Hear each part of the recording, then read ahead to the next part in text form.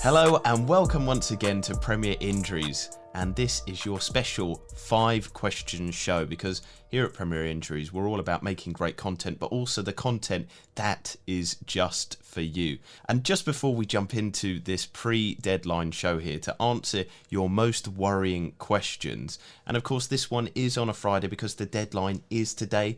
Don't forget, remember to sort out your teams. But I would also like you to remember to like, share and subscribe right at the start here. Really easy to do because we have got daily content Monday to Friday, and last weekend we even sneaked in a Saturday show for you. But with this very special Your Show, the 5 questions on this Friday, the DMs have been alight, haven't they? Ben, the Twitter, people have been replying to our tweets, but they've also been sliding in to the DMs, maybe wanting for a cheeky question or two. And what I will say as well is we've been so blown away by people sending in messages. Normally we do 5, but we thought we'll do a special bonus 6-question one, and just make sure to get involved with next week's one as well, because we do go through the messages, but you do have to be quick as well to get our attention. But let's jump into the first question here, and it is from Jonathan. He said, would you transfer Salah out for Bale given Spurs play in blank game week 29? What are your thoughts and feelings on that one, Ben? Because I've got some solid thoughts on that one. I still think Gareth Bale is a slight risk. Yeah, he started back-to-back Premier League games, 3 in a week. If you include the Europa and that, his form in the league has been excellent. But when you look back maybe over the last 12, 18, 24 months, we're talking about a player who hasn't played a great deal of competitive football. And, you know, Jose Mourinho has more or less a full squad at his disposal. So he is a slight risk in terms of managing his load, both on the pitch and in training. And we know Gareth isn't averse to the odd muscle injury. For me, who's got maybe a free hit chip, then yeah, it's maybe a player that I would look to bring in. But look at the fixtures in and around that. Look how many minutes he's playing. But is it an option that I see, you know, the advantages of going into the end of the season? No. You know, I would be quite happily stick with Mo Salah. The thing is, if I was talking about transferring out Mo Salah, it's something that I actually agree with at the moment. But for Bale, I totally kind of agree with your sentiments, Ben. For me, going from game week 28 to game week 38, I'm not sure how often he will start, how many minutes he will play.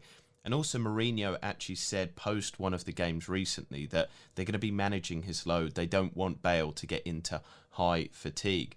So actually what I would say is transfer out Salah, but get in Heung-min Son, somebody that you know is definitely going to be starting in that Tottenham side. And the interesting thing for me as well is that Son has actually been underperforming his data for the first time in a very long time. He is ridiculous in kind of consistently overperforming data. And I think it's only, you know, a bit of time before he returns back to his magnificent high levels. And I think as well, maybe if the attention is on this trio, people might not be able to mark him as well. People might be going, right, we've got to watch Bale, Kane and Son, and so tactically teams might actually struggle with this new kind of all firing on all cylinders Tottenham front line, and so that could be something good as well. So that's our kind of opinion on that one. Scott has sent in a message and he said, is it time to bin John Stones, or as I like to call him, Hon Stones? Ben, what do you think about Mr. John Stones? Do you think it is time to get him out? We've seen a shift in terms of defensive clean sheets in City in recent game weeks. We conceded another 2 against Southampton midweek. And yes, John Stone comes at a price point which is nice to get into that City back line. But when we're talking about 2 positions predominantly, he will go with the back 4 as opposed to maybe a 3. We're talking Ruben Diaz, for me, looks to be that nailed centre back. And then it could be anybody from Stones to Laporte, and even Nathan Ake is fit now. And for me, you know, if you were looking at, you can never guarantee anything, but if there was a good solid chance of a clean sheet, then maybe yes, it's worth a punt. but it just doesn't seem to be happening. And as we approach, the 2 or 3 more wins, and I think City have got that league stitched up. Where is the drive to continue that run? Why, Pep will be still playing on 4 fronts. He will manage that squad. He will rotate. Those players become more of a risk going forward. The only one that I would have any confidence in that back line is Edison. And I think for me, if I was going to be bringing people in at this late stage, it probably would just be Edison and then maybe Diaz just from that. Yeah, I think I agree with you there, Ben. At the moment, I've played my wild card in terms of FPL, and I'm looking to actually only have Diaz in my back line because I think he starts week in, week out. We saw this week that Cancelo was dropped against Southampton, and also Man City conceded 2 against Southampton, 2 against Manchester United. I think that they're still producing fantastic defensive data, but they're now got the attention of 4 trophies. They've obviously got the Carling Cup, which will be decided over 1 game, but there's that FA Cup run, and then there's the Champions League as well. And this season is one of the great opportunities for Manchester City to kind of win the Champions League. They're playing such good football. They kind of sorted out a few of the problems that they had last season, and Pep will be confident of their ability to get deep, at least to maybe the quarters, semis. And so going forward, he's going to protect his players for that. And so John Stones, unfortunately, he's not going to be 100% nailed on. I think Diaz is, Cancelo is, and as you said there, Edison is, and also there is the appeal of the potential penalties of Edison as well, which we always laugh about. So I think, Scott, you're kind of on the right line there. Maybe for now, the discussion point is having one defensive asset from Manchester City in your team at the moment. Murray has also sent in a message, this one on Aston Villa's Jack Grealish. He's asked, do we have proof of life on Jack Grealish? I mean, can you give us an insight? Is there life on planet Jack Grealish? We have touched upon this during our last night's pod, which just went live today on attacking assets, when we discussed the possibility of Jack actually returning for the Newcastle game. We've since learned from Dean Smith's press conference today, Thursday, that won't be the case, primarily because Jack Grealish has been ill, so he's missed a few days worth of training this week. If Dean Smith is to be believed, and I know there are a lot of people out there who don't, and I'm not going into too much detail, but it's hopeful that he'll return against Tottenham. And for the reasons behind that, see that attacking assets podcast, or also look at our injury doc, the fantasy doc with Raj, where we also cover the injury in a little bit more depth from earlier this month. Now, Mohamed is asking about Mohamed Salah. He said, who is the best replacement for Mo Salah, or do you keep him for game week 28? It's a great question, Mohamed, there. And I think it's a difficult one because looking at expected points, looking at the poorness of Wolves' defence, I think that actually this game week isn't a bad one to keep Mo Salah for. But you've also asked for the best replacement for him. Now, just to give you an insight into my FPL team, I've taken Mo Salah out because of the worries of the Champions League. I think that Liverpool are kind of focusing on that. I think that Mohamed Salah, I think that Sadio Mane, I think a lot of the big players in that team might be rested over these next few game weeks, as we saw with Liverpool's selection at the weekend. And so there's kind of a limit on the possible output for him over the next few game weeks. So maybe game week 28's all right. They've kind of seen through that Leipzig game. But even after that, they put in a lot of effort. It was a fantastic result for them, another 2-0 victory. And Klopp might be thinking, right, I'll rest a few of these players because realistically, they're not going to win the league. They might not make top 4. And so that focus is 100% on Champions League. So I wouldn't blame you if you got him out. The Wolves' defence is poor, though, and so there is an opportunity there to capitalise on game week 28. Then the blank, you can sort out your team in that blank game week 29 and move on forward game week 30. But best replacement for Mo Salah, I mean, kind of bring it back to Jonathan's question, it seems to be that the Tottenham kind of attack is alight at the moment. Obviously, Man City are the best attack in the Premier League at the moment, but looking at their assets, bringing the discussion again to the Champions League, Pep Guardiola is going to be focusing on that. De Bruyne, Gundogan, all those players are going to be having managed minutes, and so you kind of have to look at somebody who is nailed, and I just really like the look of Heung-min Son. Do you kind of agree with that sentiment there, Ben? Yeah, I like Heung-min Son, definitely. I mean, mate, I would always lean towards Harry Kane in that Tottenham team. And I'm always concerned on a Jose Mourinho setup of doubling up in that Tottenham attack. Even though the stats and the numbers, do back going with Son and maybe Kane, or Kane and potentially Bale. Did we mention last week, I think out of Europe's top 5 leagues, I think there's only one team across Europe, which might have been Bayern Munich, if I recall correctly, who scored more goals than Tottenham, which I found astonishing, really, if the truth be known, since the start of the year. So, that pours a little bit of cold water on the premise that, Jose just goes for the ball draws and the 1-0s. But maybe it's the Son and the Kane factor, which just, ripped up that stat book at the beginning of the season, and is giving us these sort of false positives about the team. I just don't know. Elsewhere, I still think you can't look past Bruno, regardless of the fixtures. United are still going to have things to play for. They will still want to, maintain that top 4 slot. So, we keep on you're banging the same drum here. Look for teams who've still got that appetite to see out the season.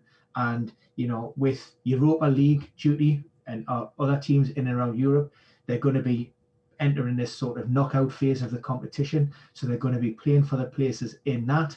And they're also, wanting to play for the league as well. So maybe, yes, the teams at the top, but also there's teams down at the bottom who are playing well, and there's still 1 or 2 budget options out there that you can pick up.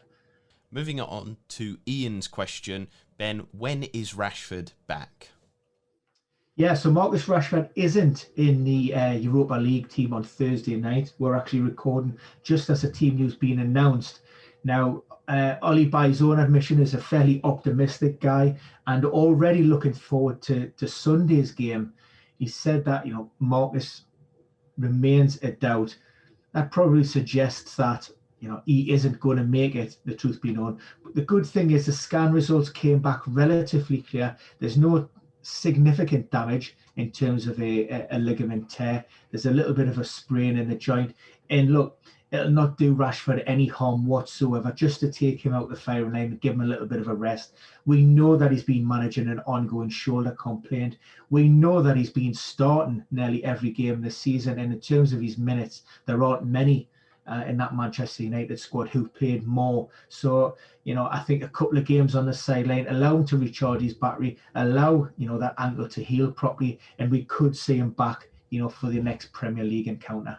Now let's move on to the final bonus question. I feel like maybe in the post-edit I'm going to add lots of explosions, or maybe not. Depends how much time I've got. But Nathan has sent in a question here on Twitter, and I saved it as the bonus because I think this is a really good one just to have some quick thoughts on. Maybe we'll discuss this more next week in kind of more at length. But he says, do you see Liverpool regaining form this season in the Premier League, or do they have to accept the need to regroup for next season? My thoughts on this is, first of all, personnel issue. Till Virgil van Dijk, Gomez are kind of back, or they've got a steady back line, it's going to be a problem for them to get consistent and good, because there's such big losses and people playing out of position, playing an altered play style because they don't have those players. It's affecting the way that the team play, and it's very hard for them. So that's the first thing. The second thing is they're underperforming, which is very unusual for them. But then you have to factor in maybe psychologically the team are low. Klopp is low personally. Alisson is low personally. There's been everything that could go wrong for Liverpool this season seems to have done so, and it's almost like a perfect, horrible, terrible storm for them. I think the pre-season is going to be hell of important for Liverpool coming up into next season. So I do think even Klopp himself has kind of almost accepted that the Premier League season is basically over for them. I think they're going to try their best to get top four, but realistically their focus is now going to be Champions League. And that is why I'm kind of moving away from their assets in FPL as well. There's a loss of kind of confidence there. What do you think, Ben? A couple of things to consider. Players don't turn bad overnight. Liverpool don't become a bad team overnight. The issue is the price point of these players. They are priced at premium for the league champions, and they're not replicating their form of the last 2 years. So that's why we're in a little bit of a conundrum on whether we should sort of keep or get rid. Last week's team selection by Jurgen Klopp was a strange one. I think we've seen seven changes, I think it was. And it almost looked as if he had thrown in the towel and said, right, well, actually, we're going to keep ourselves for the Champions League midweek, and we'll focus and we'll try to do what we can in that competition. Wholeheartedly agree with regards to the centre-back situation. That's been well documented. But more of an impact for me is what Liverpool lost in midfield with the likes of Jordan Henderson and Fabinho deputising in that back line. We've seen in the Champions League, Fabinho back into that midfield with Kabak lining up alongside Nat Phillips. I think that's definitely, the preferred central partner in that heart of the fence. And I think Liverpool look different, a much better prospect with Fabinho into that midfield. And you also throw in Diogo Jota, back. He started as well. I think he provided an assist for Mo Salah in that game. And you know what? It just changes the dynamics a little bit. He puts a little bit of pressure on, that attacking front three, shakes things up a little bit. So, I don't think it's all doom and gloom with regards to Liverpool assets for this run-in. It may be that, they almost become a little bit of a differential, certainly in terms of captaincy picks. And if you're looking to maybe claw back points, overall rank, mini leagues, then it could be that you might go far wrong targeting some of those Liverpool players during the run-in. So that is the end of this week's 5 questions plus 1, with a bonus one just for everybody because we were feeling very nice this week. And to remind everybody that the deadline is today, 6:30, so make sure to get your teams locked in, loaded and ready for game week 28. And maybe some of you might have played a wild card as well. So I wish you the best of the luck, and remember to like, share and subscribe to Premier Injuries to see you next week for your questions, and make sure to get those questions in. Follow Ben on Twitter, or you can follow me as well because I'll retweet this stuff. Send us messages through the week and we will try and answer as many as possible. But for now, goodbye and see you soon. Bye.